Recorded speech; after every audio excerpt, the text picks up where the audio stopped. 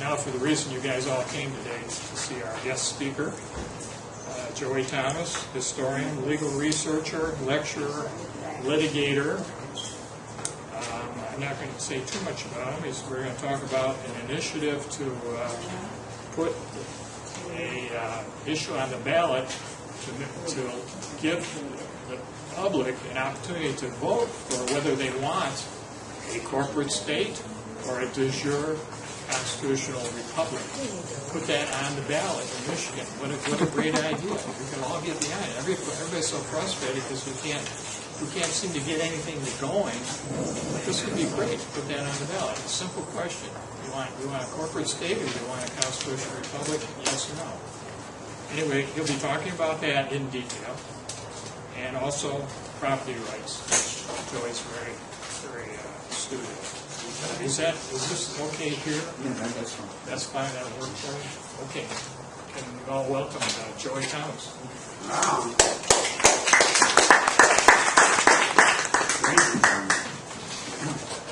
First off, I'd like to say I would like to thank you all for allowing me this opportunity to share this information.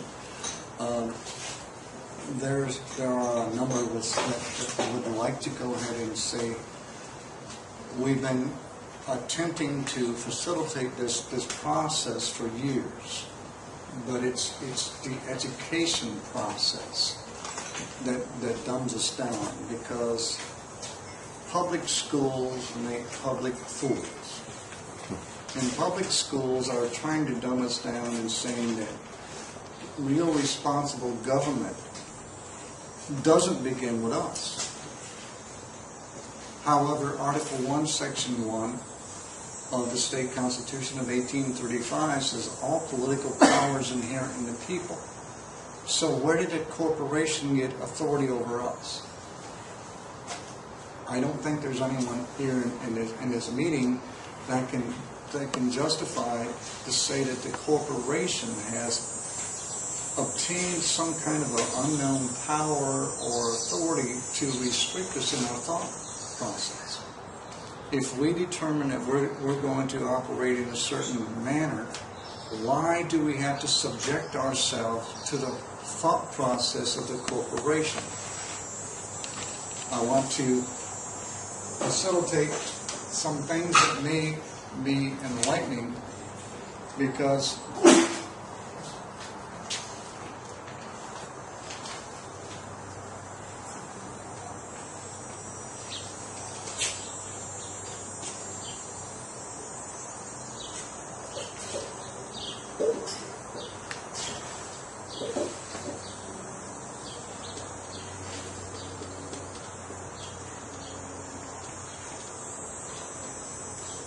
Article 15 of the Federalist Papers defines exactly what government is in the context that James Madison, Alexander Hamilton, and Thomas Jefferson defined that there was a corporate body politic.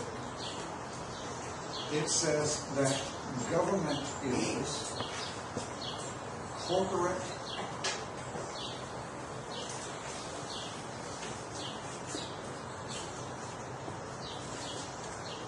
and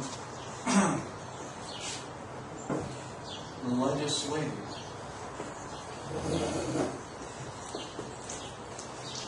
As contra distinguished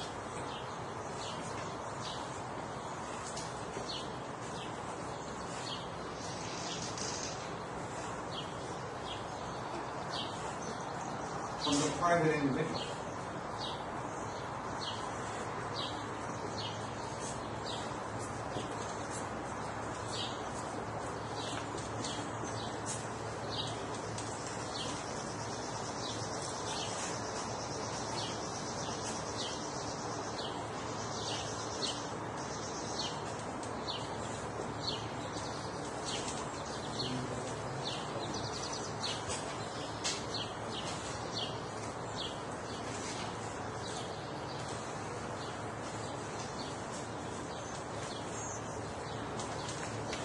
We all have flesh and blood, right?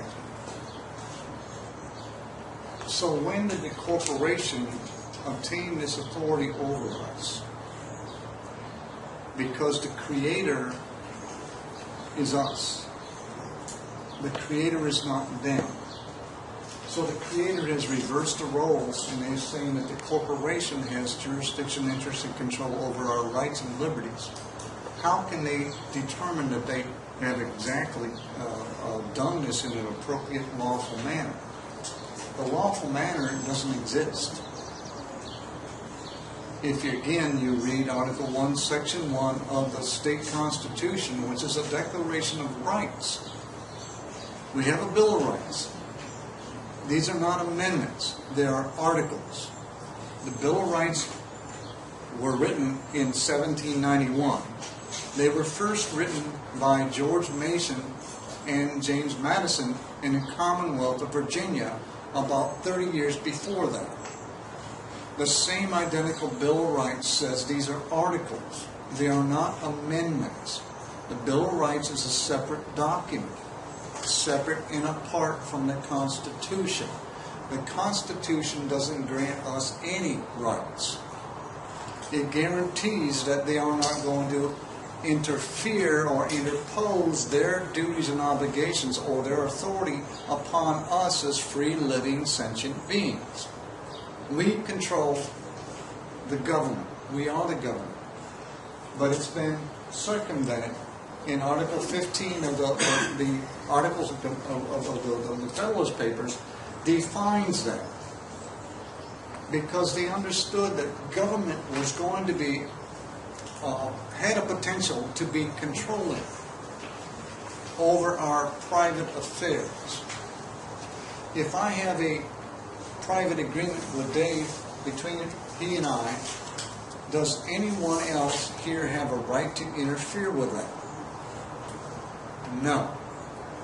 If we want to use, let's say for example, mortgages, which is a one-party executory contract, do they have a right to enforce a one-party executory contract based upon hearsay?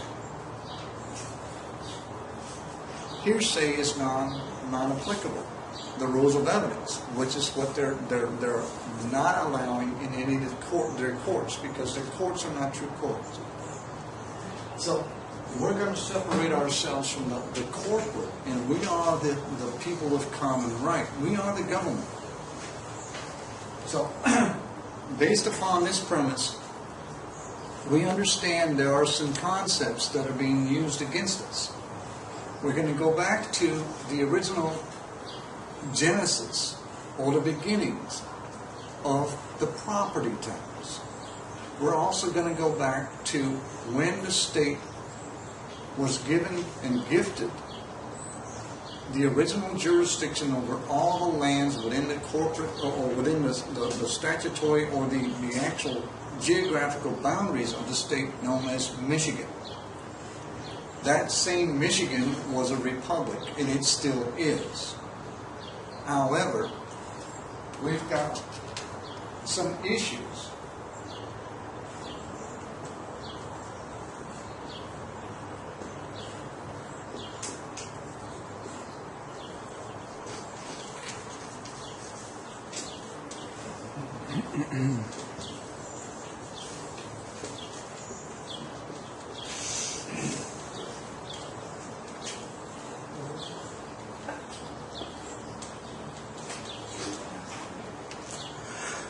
If the state of Michigan did not have the land ceded lawfully to it, then how did they obtain jurisdiction, interest, and control over the lands in us? It's by fraud. Why? Because the federal government, when Michigan was a territory, precluded the state of Michigan, a corporation, from exercising these authorities over us. The authority is that it has some kind of a superior station above the people of common right.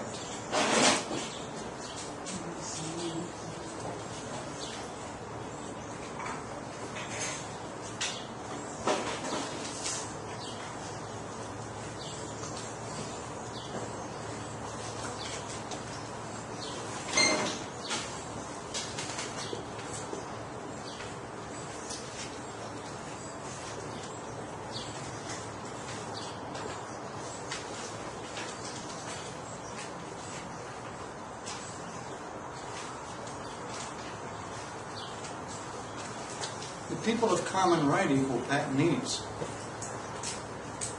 When Michigan became a state in 1837, over 90% of the state itself, the geographical state, was under patents, United States land patents, which made each an individual patentee and their heirs and assigns sovereign.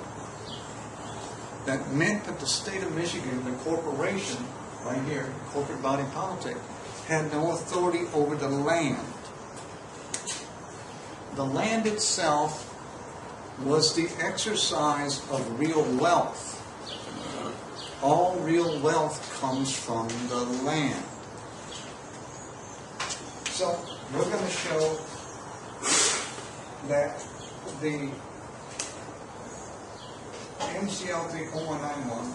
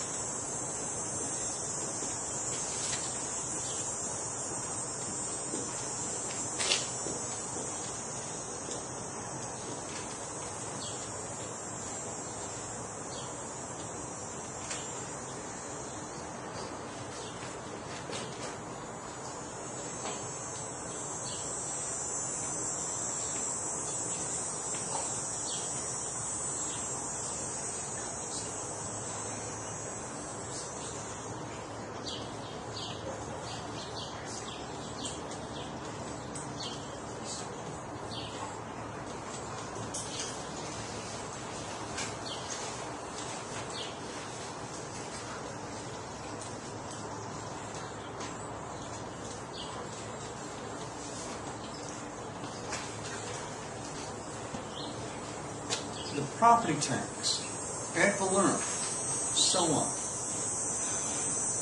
It says that the principles of that statute, its primary mission statement, because it can only address one issue. When the legislature enacts or attempts to enact a statute, it can only address one issue on the bill. It cannot mix or pork barrel what they call it. And Dave, I think you probably understand exactly what pork barreling is. They're adding other things. We'll use the TARP. The TARP exactly was added to multiple bills where they not only loaned out, the federal government did not take jurisdiction and control and loan out $700 billion, they loaned out over $18 trillion through pork barreling. Congress, federal and state, both loaned all this money out, and it created all this debt for us.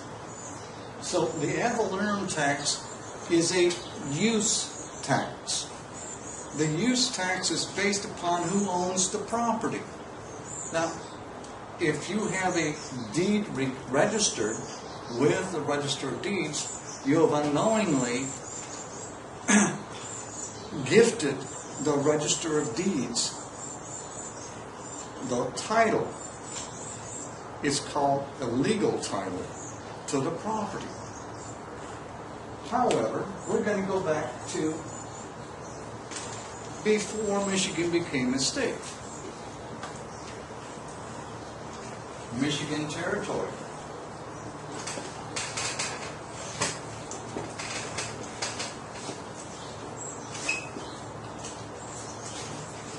(1804). Michigan as a territory was taken out of the Northwest Territory. You had the Indiana Territory, you had the Kentucky Territory, you had a number of other territories. However, Governor Hall was the governor over the Northwest Territory, and the Michigan Territory was also governed by Governor Hall. In order for Governor Hall to hold that position as a governor, he had to have a bond. That bond was that he had to own 500 acres or more in freehold. That land that he owned in freehold was his bond. When we go into courts, we have to bond the action. The corporate state of Michigan are issuing corporate bonds. They're called CRISS. They're actually bonding every action that's filed in the court. And they're doing it for a start of about $5 million. It's called the Corporate Reinvestment System. And what they're doing is they're selling these bonds as securities on the Security and Exchange market. But because Michigan was a territory in 1804, there were certain preclusionary acts that allowed Michiganders to own land in freehold.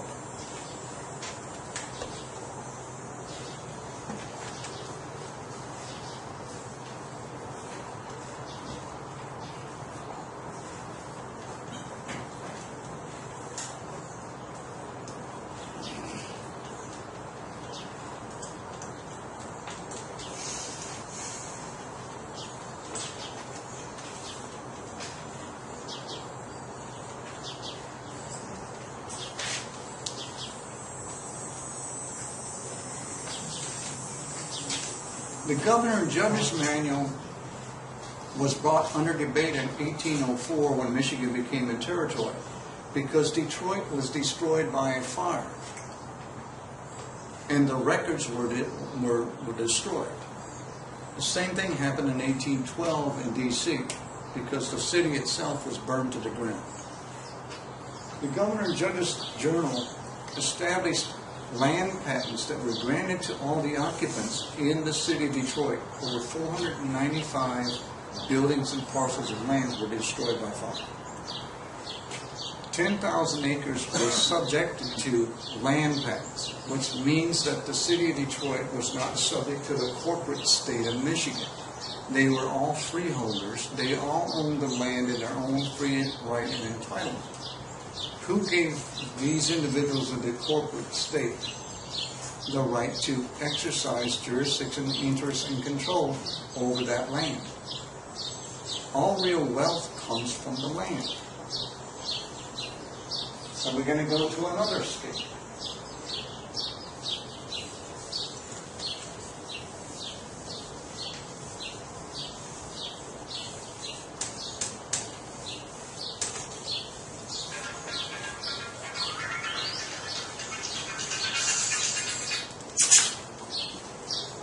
If the state of Michigan, which is a corporation, had all this authority, where did they derive that authority?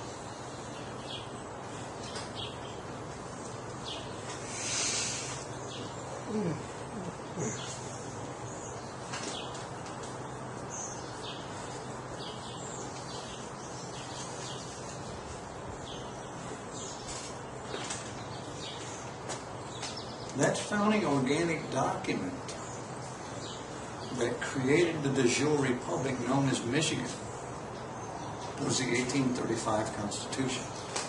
Before that, they were operating under a territorial government. Governor Hull was the governor And in order for him to hold a position as the governor, he had to have 500 acres minimum in freehold, which was a United States land pact, or a military bounty grant. These instruments created an establishment of superiority in claims of the land. Whoever owned the land in their superior position had control over it, not corporate government. This was contrary to the establishment of the ad valorem tax and the Property Tax Acts of 1893. These acts are unconstitutional. They're actually what they refer to as non-constitutional.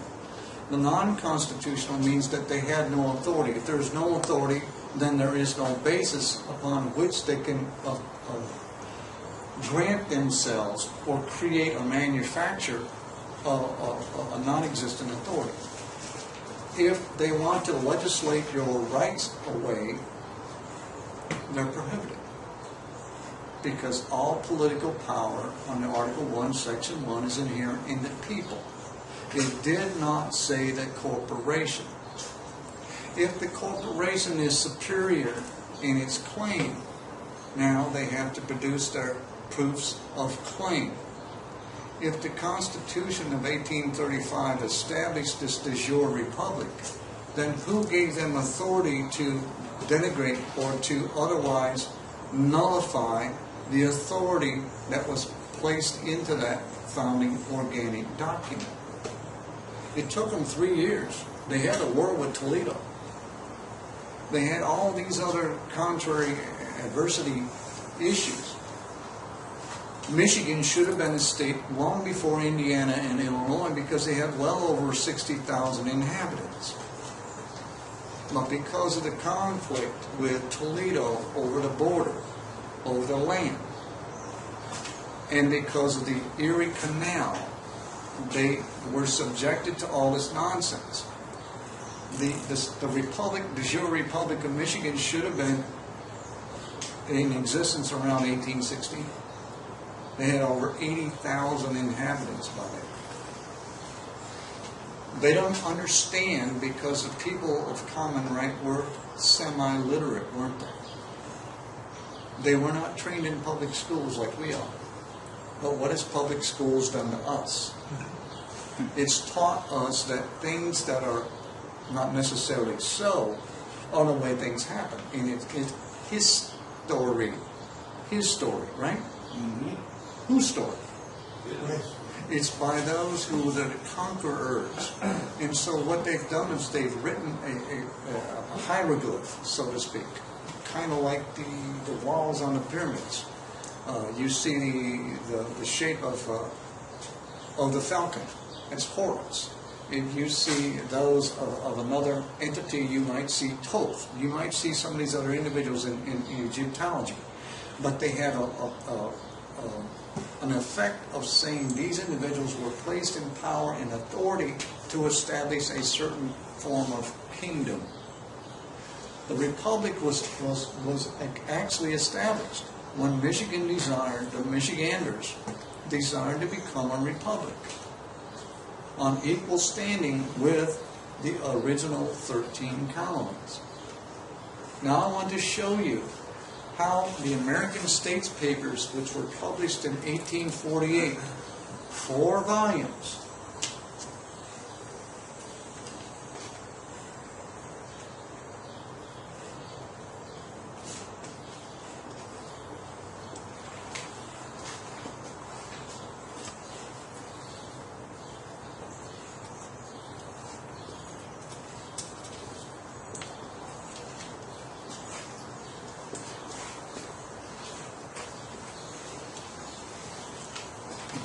there's 4 volumes that covered public lands.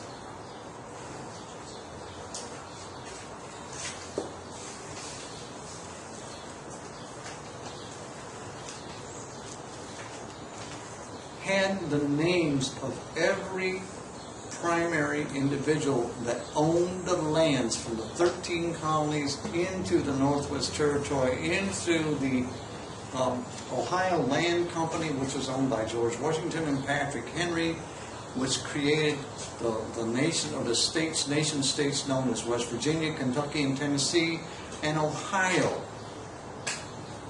They were all there and listed. Now you go to Title 43.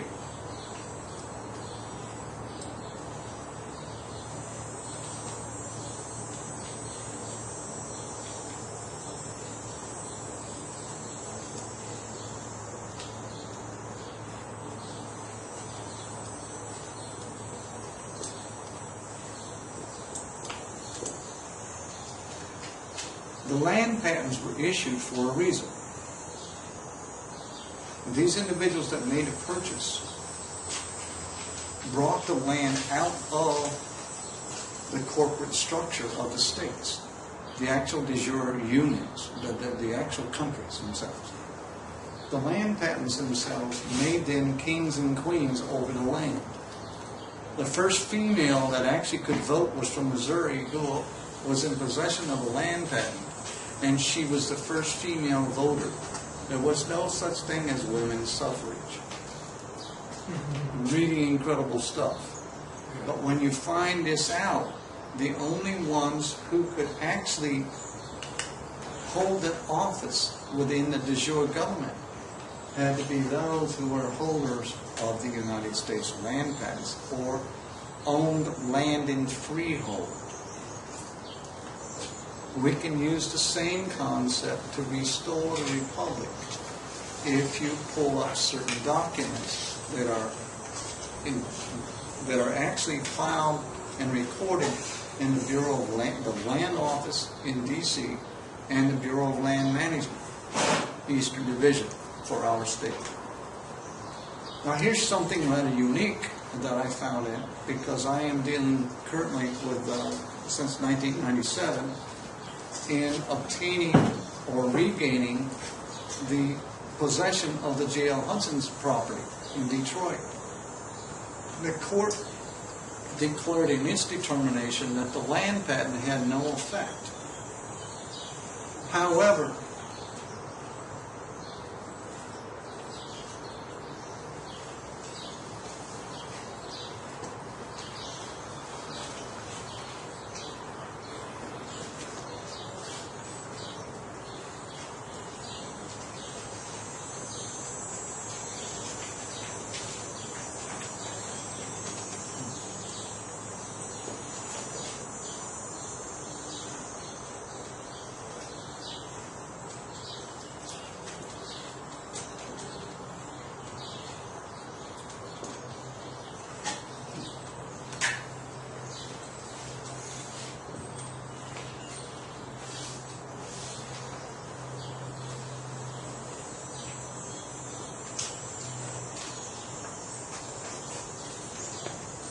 found this by accident. No, I don't find anything by accident. It's by divine providence. When you're searching for truth, guess what? Truth reveals itself. Right, Dan? Right. And why? Because truth has to be known. It's going to happen to every one of us. And so I pulled up this statute. And so the state courts have been repulsive towards the United States land patents. Full faith and credit has to be given to the United States land patents. The land patents, because of the nature of the territory of Michigan, being from 1804 through 1837, over 90% of the state was subject to United States land patents. This patented land was never gifted nor ceded lawfully to the state of Michigan. The only lands that were subjected to the lawful ceding to the state of Michigan were Township 16 in each section. It was for public schools. Now, they want to quote and quote unquote that the ad valorem tax, property tax, its major purpose is designed for public education. Liar, liar, pants on fire. Okay? Not so. If that were so, why would the city of Detroit, why would the city of Pontiac, why would all these other cities be under emergency management. Why would they be saying, we need more money for schools? Whereas the original primary purpose for the ad valorem tax was restricted to Township 16. This was granted via the United States. The federal government issued a letters patent to the corporation known as the State of Michigan. Now, they have these in their records in the Secretary of State's office. I'm going to cover some issues regarding how it's done. But these records are recorded in the Secretary of State's office, they're recorded in the State Land Bank, they're recorded in the county land banks, and they're recorded in the County Register of Deeds. They're also recorded in the Bureau of Land Management and the National Archives. Why? Because there are certain documents that have to be filed. I'm going to cover those. If these documents are not filed, if they're not in the system of records, then the State of Michigan, the corporation, has no REM jurisdiction. REM is the thing. It's the physical body. This is what I'm talking about. That's the physical body. They don't have jurisdiction. So how is it they don't have jurisdiction? Because it was never conveyed or granted to them. Why? It was never conferred, never conveyed, never granted. If it doesn't exist via the ceding of the land, that's C-E-D-I-N-G, if it's not ceded lawfully, there's a process that has to be fulfilled before it can be. So the state has been exercising, and correct me if I'm wrong, there was someone in, was it Midland, dealing with the DNR. Okay, the DNR is largely in part for implementing the state land bank and the county land bank. These lands have been never lawfully ceded to the state of Michigan, so they're all fraud. And so the DNR needs to be put out of business. How do you do that?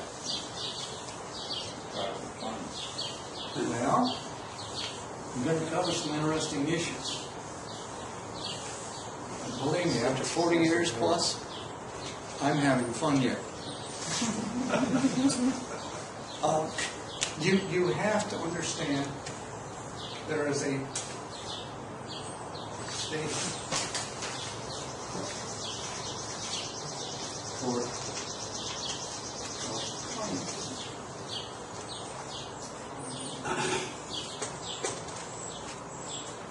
you must file torts.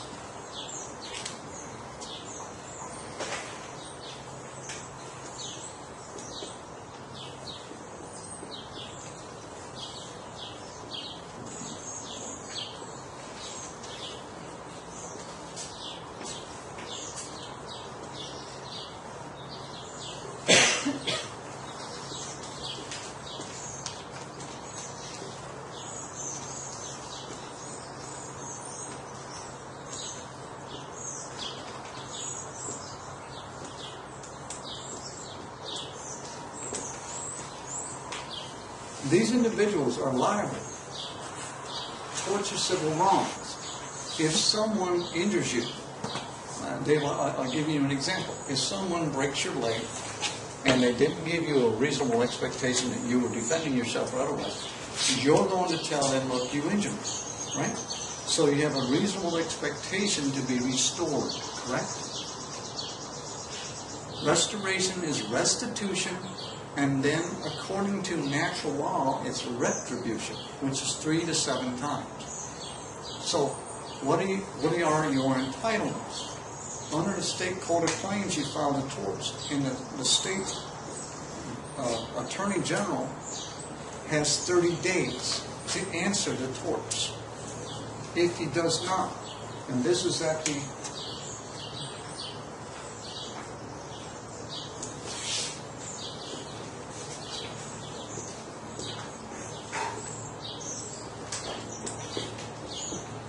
the 30th Circuit Court.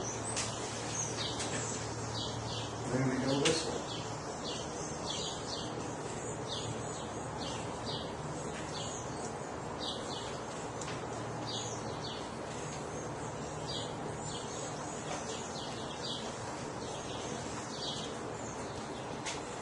This is the statute that created the State Court of Claims.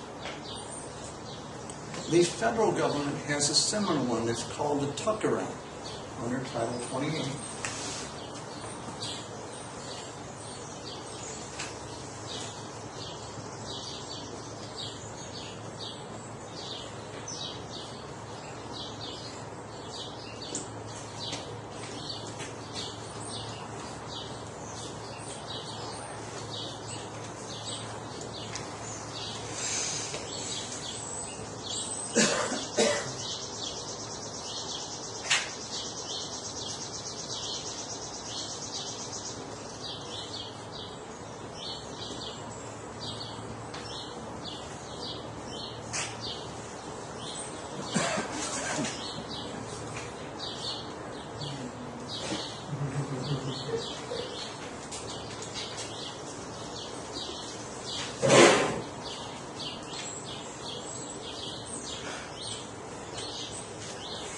They all consent to be sued. What you have in Detroit right now is nepotism. What you have in the state government is nepotism. They're all related. They're all attorneys. Number one, if they're an attorney, they're the enemy. However, under the Uniform Probate Code, they're supposed to settle and resolve all of our matters before the court in a private. They're not doing this. The judges are supposed to be fiduciaries for our CSTQB trust. They're supposed to be the ones that are in charge of the Social Security Trust. They're supposed to settle and resolve all this matter, all these issues. We're never to go into their courts, because the only courts that they have can address fictions. I'm looking upon this audience and I don't see any fictions. Which court deals with fiction? Pardon? You just said this court. All these courts can address fictions only. Oh, okay. I didn't even know. It's the nature. However, when you bring it into Article 3, which these courts are, you're going to go ahead and bring it in under 28 U.S.C. Section 1491, which is the Article 3 court, which has 3 judges. They can't wear a black robe, and they cannot be bar members. Oops. Wow. Why? Because they have an obligation, they have prejudice towards an individual who's bringing in claims of law versus statutes. Statutes do not cover law. If the statute itself abrogates law, natural law, then that statute's null and void. We're trying to bring this in. And here's what happens. Let's say we'll go to the issue of the IRS. The IRS they are making claims, okay, that you have a tax liability. So what you do is you say, now we're going to bring in the False Claims Act of 1863, and because this country is operating under an open declaration of war under Title 12, Section 95B, it's the War Powers Act. And so they're making a false claim. They're saying that we have a tax obligation, but they're making a false claim. So where do you take them? Okay. We'll show you where. Everything in our statute is written correctly. And the correct answer is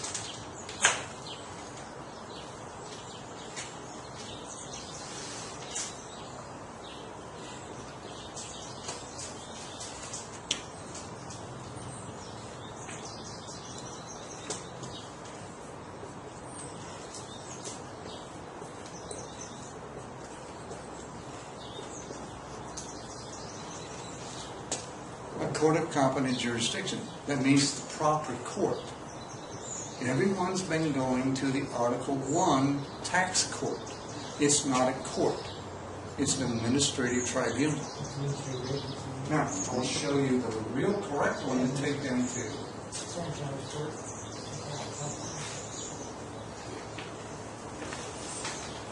Criminal. Well, they are criminal. Oh, we know that. Criminal. This is probably trying to do it. These are hundreds. These are hundreds.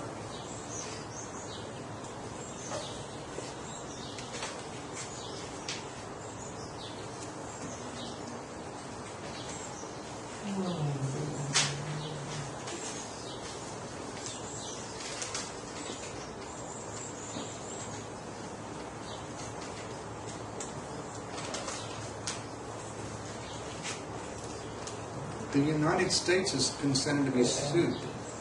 And the IRS, in this case, I'm just using this as an in sample, the IRS is an agency that works for the United States, the corporation that was founded in 1874. The Social Security Administration is an agency that works for the corporate United States founded in 1871. They are not an agency of or belonging to the government. All these agencies, we're talking about Snowden right now with NSA and all this other stuff. That agency is not an agency of the government. It's an agency that works for the government. So do they have immunity? No. They've consented to be sued. Now, where do you sue them?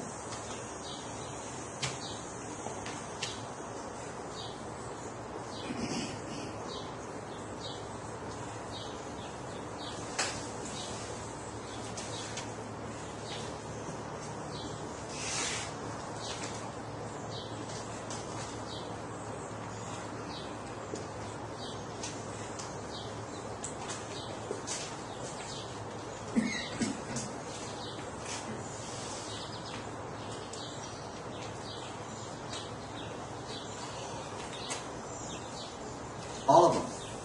Fannie Mae, Freddie Mac, HUD, all of them. It's the United States. They consented to be sued. Why? Because they perpetrated a fraud upon the people of common right. Fannie Mae and Freddie Mac are saying they are the investors, illegally. They are the investors on all these pretender loans that are in what they refer to as engaged in mortgages. They are not, because they never loaned anything. It's all credit bids. You cannot use credit bids. Now, I want you to review the Constitution as amended in 1850. Article 16. It says that the banks are prohibited from loaning credit. Oops. Rest my case. Now, what's an attorney or a judge going to say? They're going to remain silent, and they're going to ignore that, aren't they? Why? You must bind them to specific performance because they took the oath. You got to make sure you got a certified copy of their oath of office. Not only as a judge,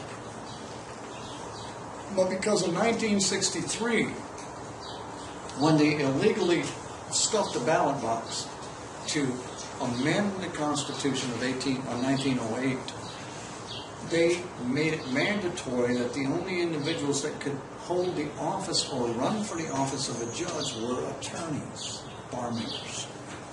They created a Sherman-Clayton monopoly. And so now you take them to de jure United States Federal Claims Court and you bankrupt them. How many people want to do that? It's going to take a lot of training to show you how to write it. When you go to this United States Federal Claims Court, you have torts that you have to find. But the torts, again, are the civil wrongs. How have you been injured? They have assumed and presumed that every one of us sitting in this meeting are you, period, as period citizens, or second-class citizens under under the 14th Amendment. The individual I'm helping with, the J.L. Hudson's property, is a direct descendant of Dred Scott. Dred Scott was the determination by Judge Taney, the Chief Justice on the U.S. Supreme Court. He had 35 slaves on his plantation, so he had to recuse himself from making any ruling on it because he was prejudiced and biased. Dred Scott determined that all of us, not just those men and women of color, it's different nationalities. They made no difference if we were Polish descent, Italian descent, French descent, Irish descent. We were all second-class citizens. So Judge Taney had no authority to issue the paramount determination or decision. That case was later overturned by U.S. versus Swift. And it determined that the 14th Amendment citizen was a second-class citizen, and it revealed that all of us, by the nature of us of being born in this country, had an assumed or presumed position of being a slave. Ever hear of indentured servants? When did it happen? Long before this country became united with the 13 colonies, right? You had 7 years of indenture, and you had to work for that 7 years, and at the end of that 7 years, you became a freeman or a free woman. That's how it happens. So we're all slaves until we declare to the contrary. So we got certain declarations we have to do. We have to declare what our vested birthrights are.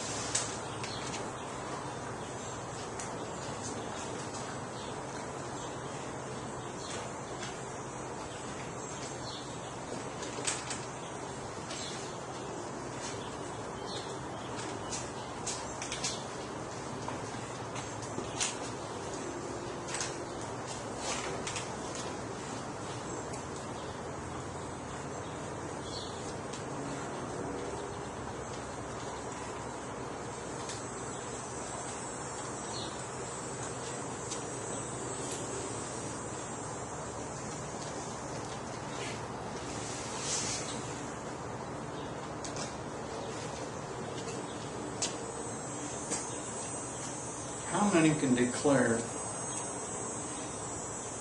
what the Creator's birthrights and liberties that were breathed into them upon conception? How many can declare that in a written form? I have 109 of them. I've got 42 more to add. And it's the nature of the Creator. When we were created in the womb, it's the nature of the Creator, because the Creator actually is the one that formed us in the womb. So it's His nature that comes out when we're born. When we have cognitive ability, we have to declare those same birthrights and liberties to all that are in the known world, and so they will leave us alone. If you do not, they're not going to leave us alone, are they? Each one of these birthrights in the documents that I've drafted have a value of $1.5 million in silver and gold coin minted pursuant to the Coinage Act of 1792. Right now, that standard is around $28 million in Federal Reserve notes for right and liberty. So if they try to drag you into court, you've got to file a counter complaint. And that counter complaint is filed in the State Court of Claims, first and foremost. The second thing is that the IRS, and a number of cases that I'm dealing with right now, the IRS are violating these same vested birthrights. And they're making a claim against individuals' bank accounts and pensions without having a judgment.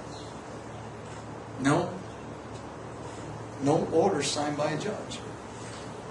So if there's no order signed by a judge, do they have a right to go ahead and access your pension funds and bank accounts? No. Now I'm going to show you a document.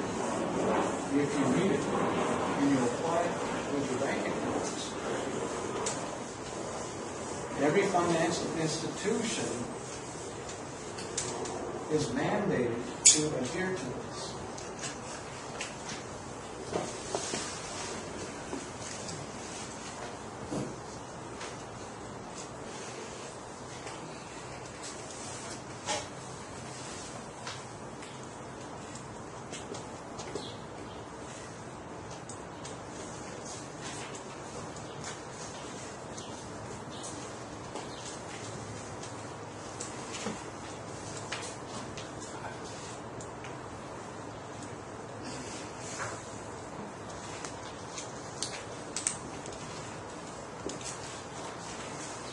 The right to financial privacy. Who authorized the IRS to access your bank account? Who authorized the individuals in the bank to hand over your money to them without a judgment? Signed by a judge. Yeah. But again, that's not an implied consent. They still have to have a judgment under the Seventh Amendment. There's a trial by jury, and the Seventh Amendment precludes that. The Fifth and the Fourth and the Ninth Article of the Bill of Rights. These are articles, not amendments. They say that they cannot disparage us in the exercise of our vested birthrights. Now I'll send you a copy of that. and you can disperse it amongst the group. But they have to understand that whatever the Creator has given you, you can't give it away. You can't sell it. They can't steal it. Why? It's not within their power to do so. And birthrights cannot be sold. Now, what happened to the children of Israel when they came out of Egypt? The tribes of Manasseh got their inheritance on the other side of the River Jordan. And they all had their 40 acres, blah, blah, blah. But the other 11 tribes got theirs on the other side of Jordan, and they all had 40 acres plus. But they said that these are ours forever. They didn't say that they belong to Egypt, to Pharaoh. And it's a type and shadow of what's happened through the centuries. How those who call themselves government have taken control over us because we've been educated in, excuse me, Dave, public school. And public schools make us good public fools. But some of us sitting in this meeting right now are not public. We're not public fools. Why? There's something innate within each one of us that says we're different. Why? We have to be different because we have to make a difference down here on this planet. And it may be just as few that may be the beginning of it. But now we can go back to the 1835 Constitution, which is where we had our roots. Now, those individuals, such as those in Midland that had this case with the DNR, the DNR is the root of all evil in this state for confiscating lands that do not belong to it. The DNR is the reason why they created what they called to about 4 or 5 years ago, the State Land Bank. The State Land Bank is a claim of lands that were taken under tax obligations, whereas the tax obligations were non-existent. Why? Because the people that owned the lands never pulled up the land patent, never pulled up the certified copy of the bill of sale, the original bill of sale, never pulled up the application for the original bill of sale, and they never pulled up a certified copy of the receipt for the land. Once you do this and have the certificate of acknowledgement filed in the recorder's office, in the registered deeds office, you are no longer a riot tenure. That's RYOTTENURE, which is you're no longer a renter on the land. You are the freeholder, and every one of us has a crown on our heads. And here's the issue with ad valorem and the taxation.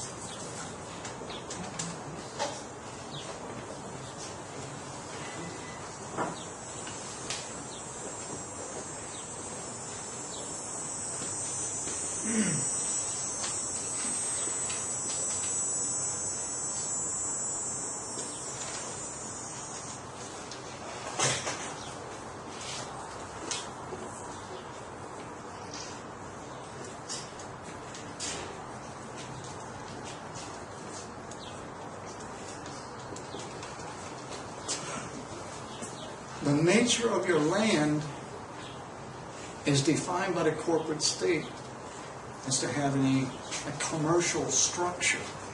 When you register the land, you're admitting to being incompetent to handle your own affairs.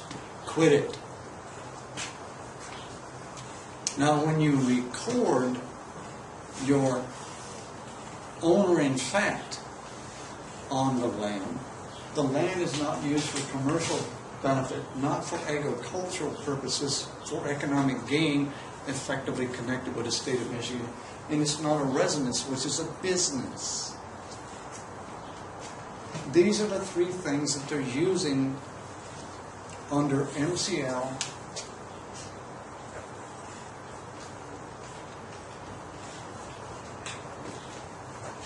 to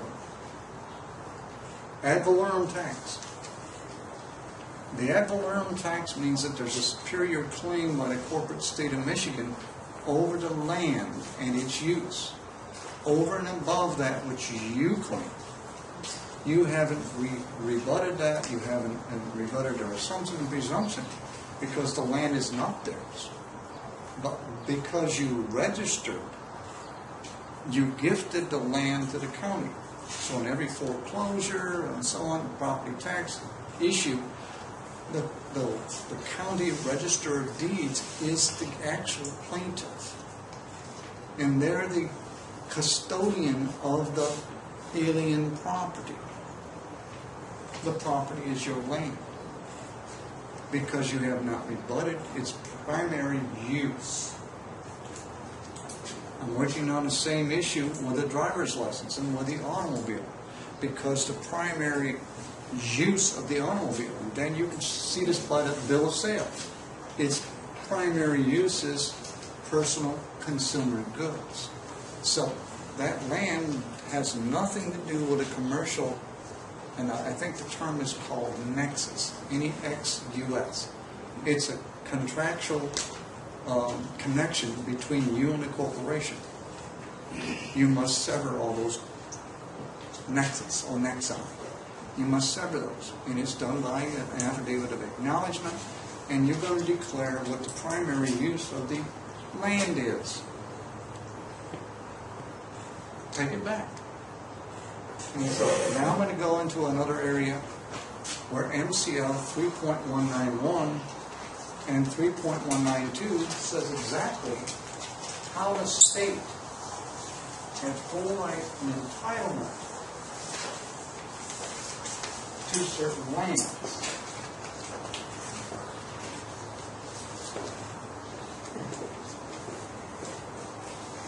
Is there a way to do that, to get your property back to yourself? Yes, there is. One of the ways is what Rob Ryder adheres to, the affidavit of acknowledgement, but you also have to declare the primary use of the land.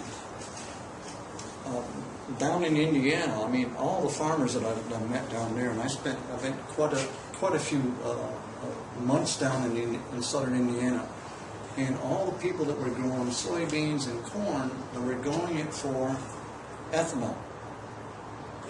They were using it for an alternative energy form. And so they had a nexus with the corporations in selling their product. If they would have sold it to private individuals, they would never have had this problem. But all the farmlands, and Indiana is really, it's incredible the farmland they have. Michigan used to have probably half again of what Indiana has. But they're selling this stuff in the commercial market. They're not looking upon the benefit of their heirs and the sons. They're looking about money. But when they turn that land over to grow the crops for a specific commercial reason, they forfeited the land to the corporation. It now belongs to them. And they were renting one farm that I lived about less than a half a mile from, for almost 9.5 months. He had over 6,500 acres of land that he leased to grow soybeans and corn.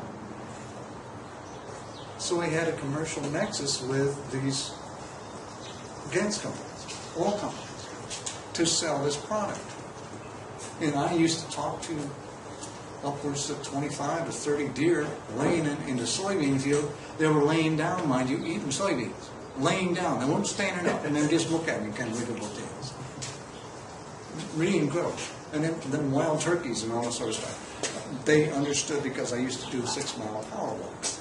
But this is the kind of stuff that was going on, and these farmers were looking at Federal Reserve members rather than being a benefactor to their fellow humans. So MCDL 3.191 says there's a means. Number one.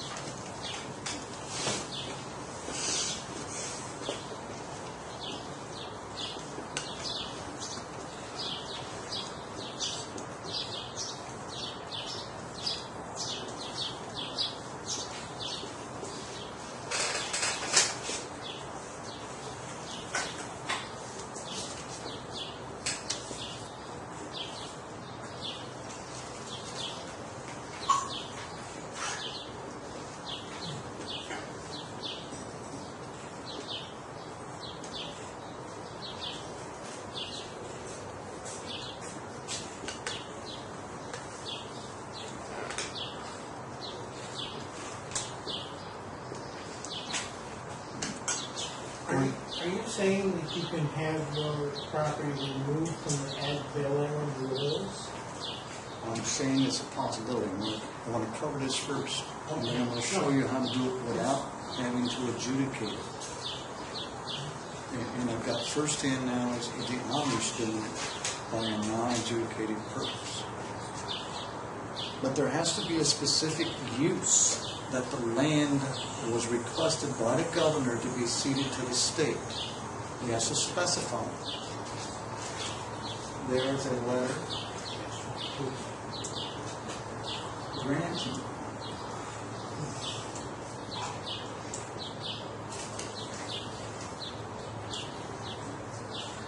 Specify.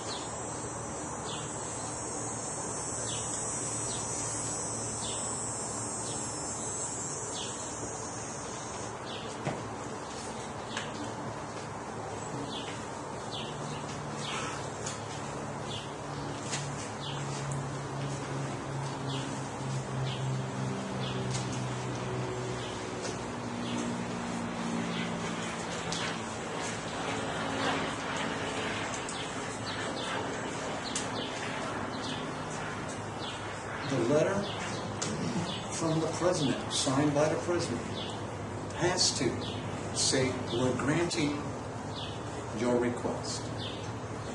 If the land itself requested is within their jurisdiction. However, the United States issued land patents. The majority of Michigan, again, I'll repeat, was under United States land patents before Michigan became a state. I've argued this with Larry B. Kraft, with a number of bunch of idiot attorneys. They don't want to understand it. So I said, look, it's not subject to litigation. I hope I can get you into court because I'll tell you a new book. I will eat you alive. Why? Because the land patent is not subject to litigation. It's unquestionable. It's not subject to litigation. Why? Because that patent is an unconditional guarantee. It's an irrevocable covenant. So Michigan became a state in 1837. Correct me if I'm wrong.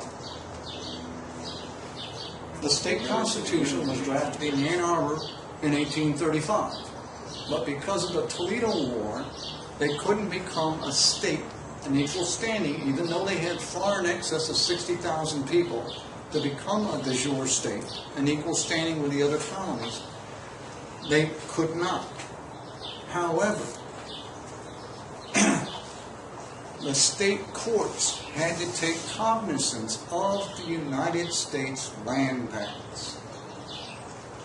Everyone got this? No. I'm going to show you, and believe me, I've been having fun with the G.L. Hudson's property. And the attorneys that I've been dealing with do not want to address it because if the land has not been lawfully ceded to the state of Michigan, the attorneys are out of business. That's right. Thank you, Dan. What was that last number 4? Pardon? What was the last number 4? Record patent? You record the update and declaration of the update of the land patent. Now, I'm going to cover something else that you do after this. And this had to deal with a large group of Amish in Centerville, which is near Sturgis, Three Rivers, Michigan. I'll show you how to take and move the land from the property tax rolls without litigation. I thought I heard an IL, and IL was in Norwich, Oregon. Wow. Okay.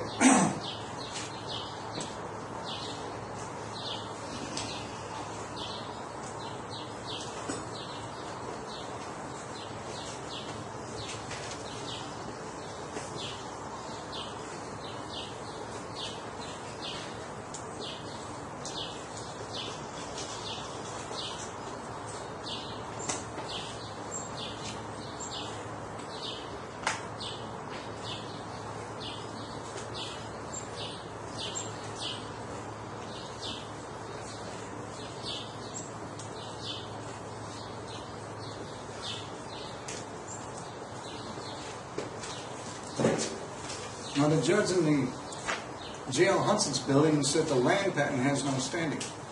It's moot. However, the statute itself says it does. Why? Because previous to Michigan becoming a state, 85 to 90% of the lands within the state were under United States land patents, military bounty grants, etc., etc., etc. So they were not subject to the legislative, and I want to say jurisdiction.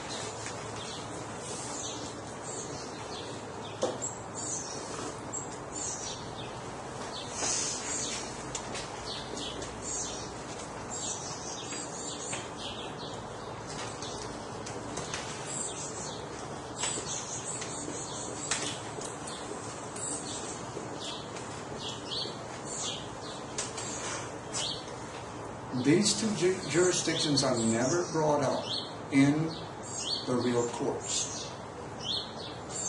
The only court we have that's de jure in Michigan is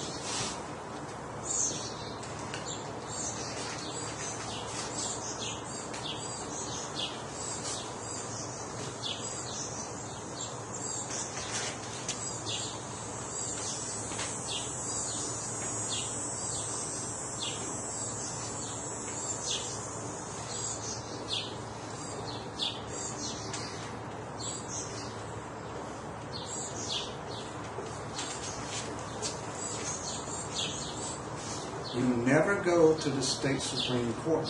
You go to the one Supreme Court of Justice. Why? They can't wear a black robe and they can't be a bar member.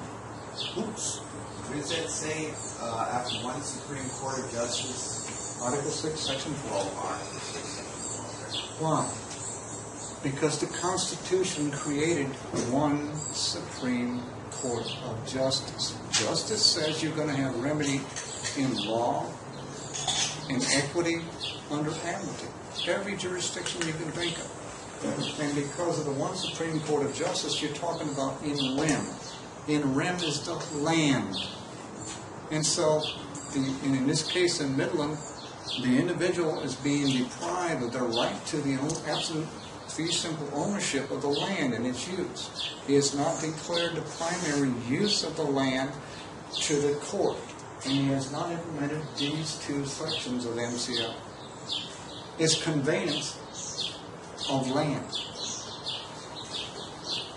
I stumbled upon this because I'm a very thorough researcher. I've been at this for about 41 years.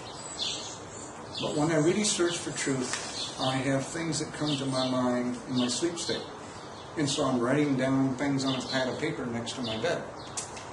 And what happened, this came out, and it showed that the land patent had to be included in all the rulings of the state courts. I used to think to the contrary, because the land patent was not a state issue.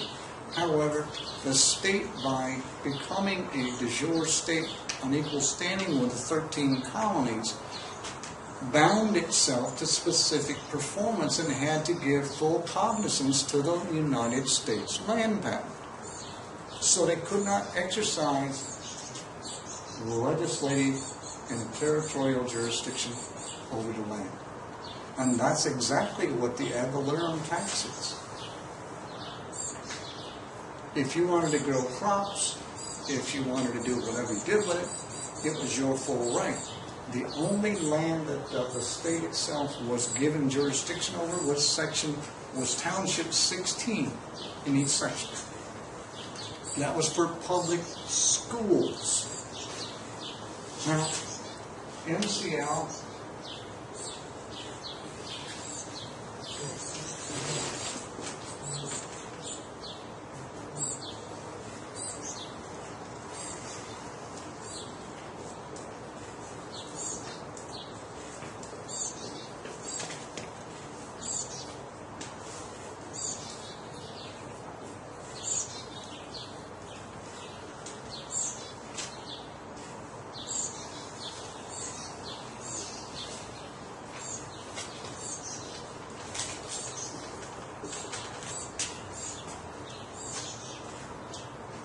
the principal basis for an ad valorem tax is for school taxes. Now, what's happening to our schools? What schools? Huh? Public schools make good public fools, right? But the fact of the matter is, I'm looking at a cross membership of individuals who know how better to teach their children than the schools do. Why? Because you know facts. You're not going to teach hearsay, and you're not going to teach what somebody else printed in a book, because it's their personal ideologies. And it's the Communist Manifesto of 1848. That's what's being taught. So it's mind control. Religion, organized religion, is mind control. If you don't believe this way, you're going to hell. If you cut your hair, if you grow a beard, I got a beard, okay? And I got long hair, so I'm going to hell, right? Right? You're going to hell because you got a beard. What are we going to do? Who's sending us where?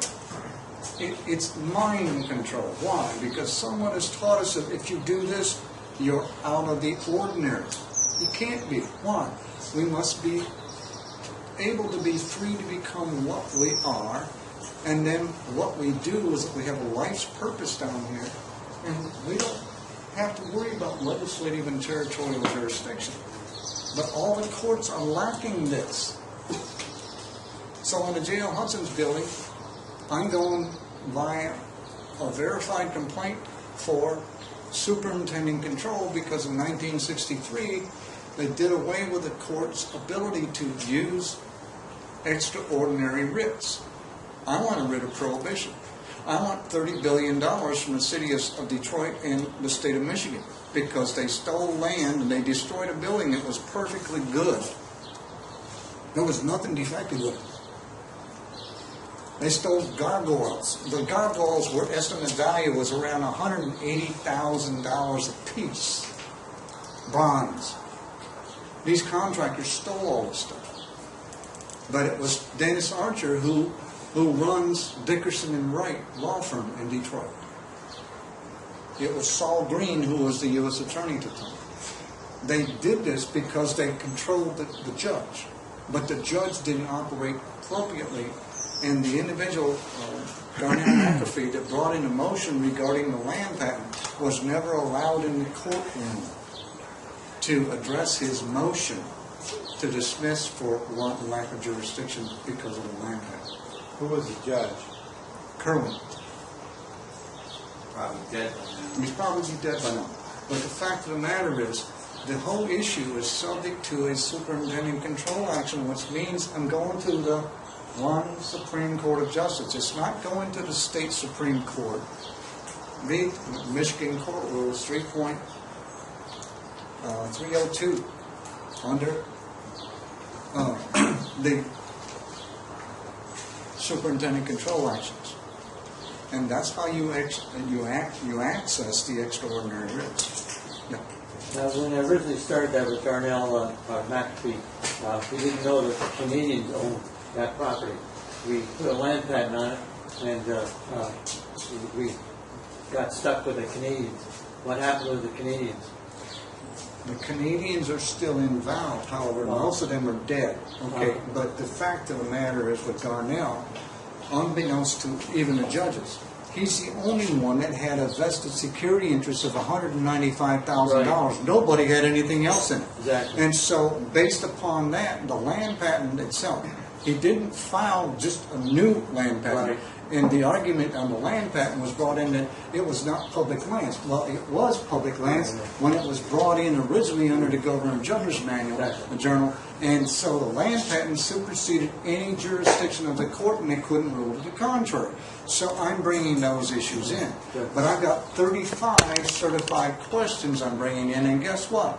None of those judges can wear a black robe, and none of them can be a bar member. Yeah, just mentioned from our Morrison. Yeah. But those are issues that he was ignorant of. Yeah. And because he had an attorney, he was not allowed to come in and argue his own motion. Right. I told him to do it without an attorney. And again, the pleadings in the Court of Appeals shows that he was not. Right. And the Court of Appeals dropped the whole thing. Yeah. Yeah. Where is the one Supreme Court of Justice? It's in Lansing. It's the law building in Lansing. And you have to address it because it does not have a gold fringe on the flag. Okay? But you have to do it. The actual venue is always approached when you put the caption on it. And this is what it will say at the caption. The one Supreme Court of Justice, Article 6, Section 4. No bar members allowed. 9th and 10th Amendment remedy and relief demanded. No bar members allowed. That's how you bring it. And believe me, that court has to shed a lot of corporate structure in order to hear it. What happens if you bring in a judge or a lawyer in the court because you're suing them? They cannot come in. You're setting the venue. They can't come in as a judge or a lawyer. They can come in as a man. No. If they're being sued in their private capacity, they can.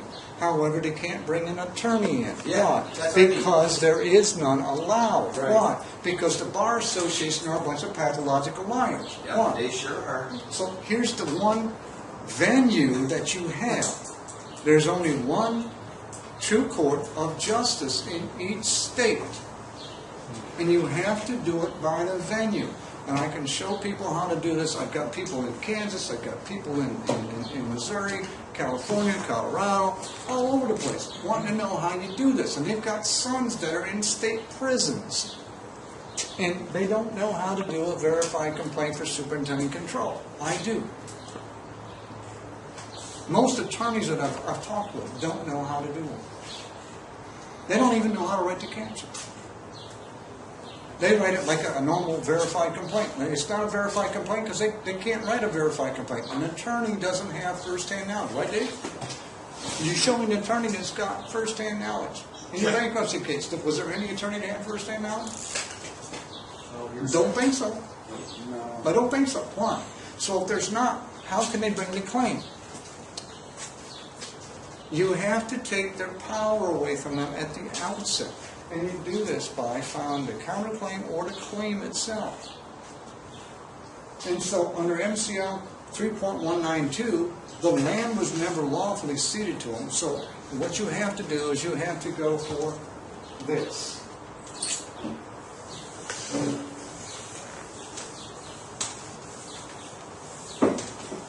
Can you sue attorneys and record claims?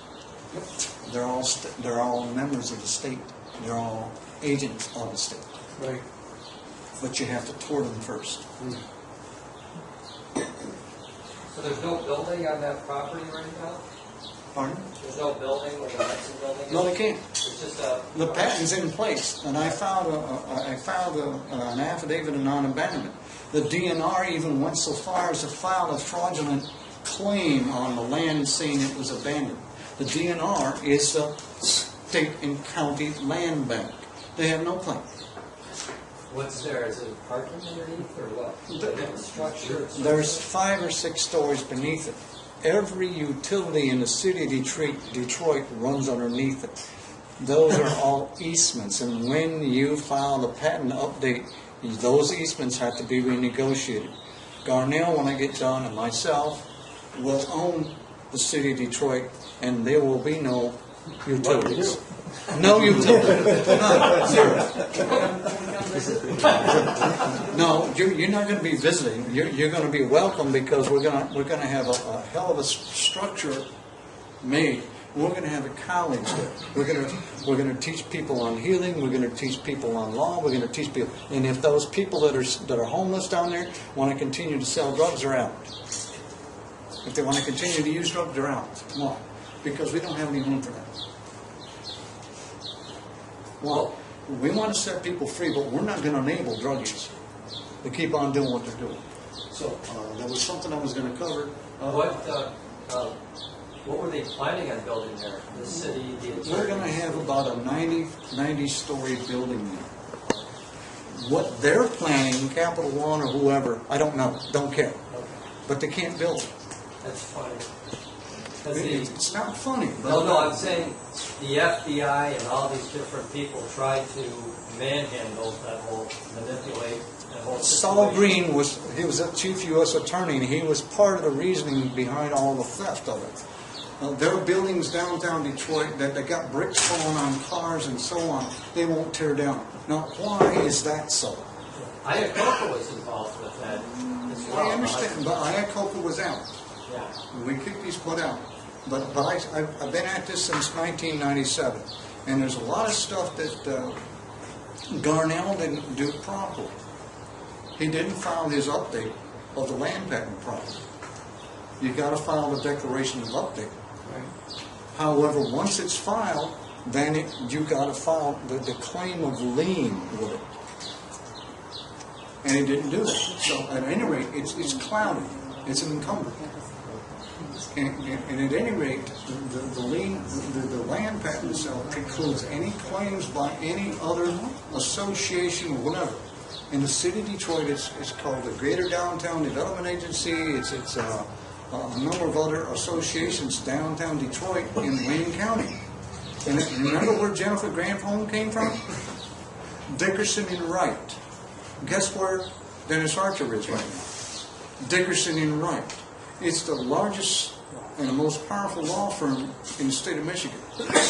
And Dennis Archer was a former Supreme Court justice. By appointment. He wasn't elected. Well, that's fine. Sharfu But he shared that office, and what he did was reprehensible. Yeah, yeah. So, at any rate, Appointed.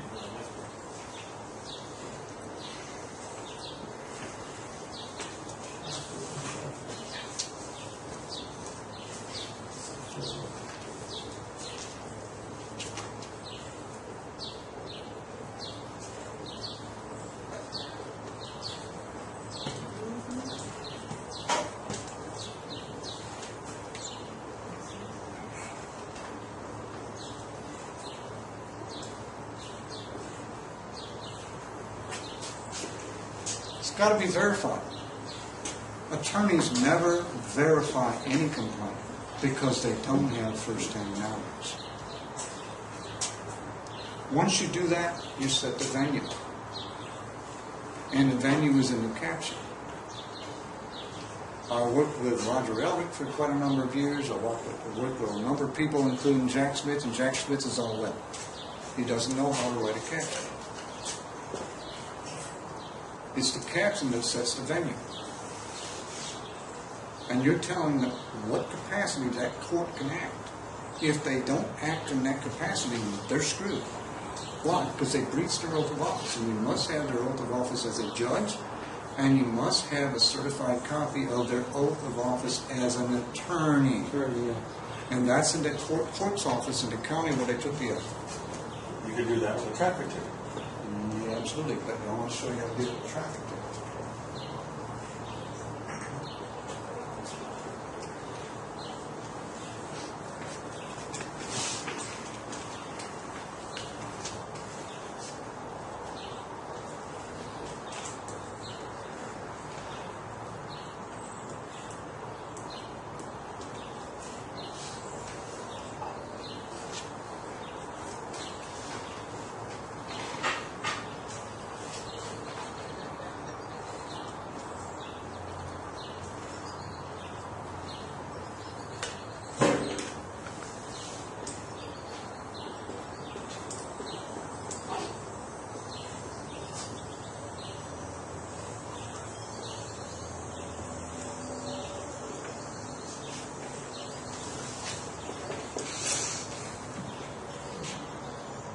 What does the titular have?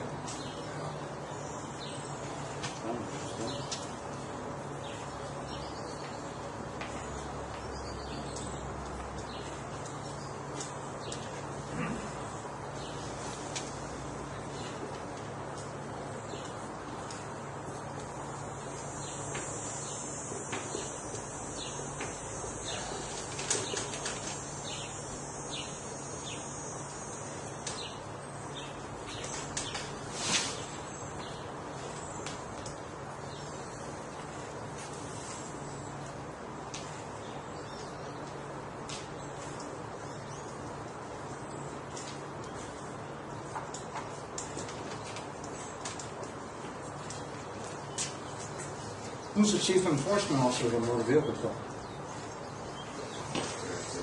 I addressed this in Rochester. I addressed it in Ypsilanti. I addressed it in Nova. Guess what? The judge says I'm correct. And the idiot prosecuting attorney in all three decided the Secretary of State is not the chief enforcement officer. So do you want to take that statute out? Lisa Asadorian in Rochester said, you're correct. How do you want it to be addressed? I said, just Joey. I said, can I call you Lisa? Yeah. Very beautiful woman. But she understood I'm correct. Why? Because the Department of Transportation has the easements to all the land. The Secretary of State of the state of Michigan does not have the land ceded to it. So it's the statutes of the Motor Vehicle Code, the statutes of the state are void and unenforceable because the state doesn't own the land. Never was ceded to it. We're kind of running short on time. A couple other points I'd like you to cover. One is your video, Yeah. and also the issue about the referendum or a petition to the state for the government. What I'm suggesting is that there are means available. It takes less than 5% of the qualified voters in every township and county to vote on a referendum in the respective townships and county to overthrow the de facto government. It's called a quo warranto if you want, but you can put it on a ballot. And the ballot itself is our strongest point, but you're going to have tens of thousands of people that are doing what we're doing right now to understand that, look, you got to take control of your state. You entered as your state. How are you going to get it back? You can't do it by sitting on your butt. You cannot by sitting on your butt. You cannot do it by doing nothing, just ignoring it and complaining. And that's all I hear about is complaints. I said, well, look, you have to sometimes become the solution. What's your problem? And in art, you know how many years you've been working in. Yeah. But we have to become the solution. Why? Because I'm tired of complaints. Complaints automatically have an answer. Quit complaining. Now listen to me. I'm going to give you a solution. You make your choice. So the other thing is I've got one DVD I made clear back in 1993 that shows how to restore the Republican form of government at the township and county level. The basis of that is the ownership of land, the land bank. Pull up certified copies of your original bill of sale on the land. Pull up certified copies of your application for the application for the patent. Pull up certified copies of the patent itself, and pull up certified copies of the military bounty grants. Because clear back in the 1760s, there were military grants that were granted to militia or military personnel in the Continental Army. And because they didn't have money, they paid them in land. And so the next thing is that there's 83 counties in the state of Michigan.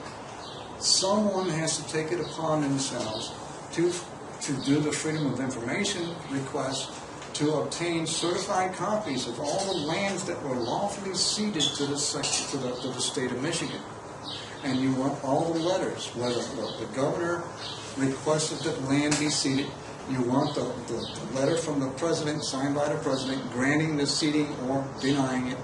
And then you want the land patent, because when the president ceded the land, he issued a land patent for that land. And under the Homestead Act of 1820, he also preceded that with Section 16 goes to the schools. So if the ad valorem tax under MCL 211 is pursuant to a school tax, that's the only land that they can tax. Not ours. Not ours. And MCL 205 and 206 are excise taxes on a benefit and privilege. So whenever you go to a store and you make a purchase, they give you a receipt, and it shows that you paid a sales tax. Guess who owes the sales tax? State. The franchise, not you. So every year you get it back, and you charge them with a sales tax. Walmart, Kmart, Kroger, I don't care. But they owe the tax. Why? Because it's an excise tax on a benefit for doing business. I got to shut up. I'm losing my voice. What was that title for the military? It's a military bounty grant, and it came in 1769. They actually got heavy duty into it in 1755. I've got a lot of documents in my briefcase that I try to go in and show, but I need a... Would you have, is the DVD The available? DVD doesn't have a lot of this stuff in it. What's the name of the DVD? But the DVD, I have those available for $30 a piece. And I have multiple copies over here. Right here, Joe, I put them on the table. Yeah. So at any rate, it's a simplified form of what you can consider doing. And believe me, I don't care if you're man, woman, or child. You have a very important part about restoring the Republic. And the Republic makes us all equal. I don't care what amount of monies we got in bank accounts, whatever, we're all equal. And that's what it's about. Thank you, Dave. Thank you, Joe.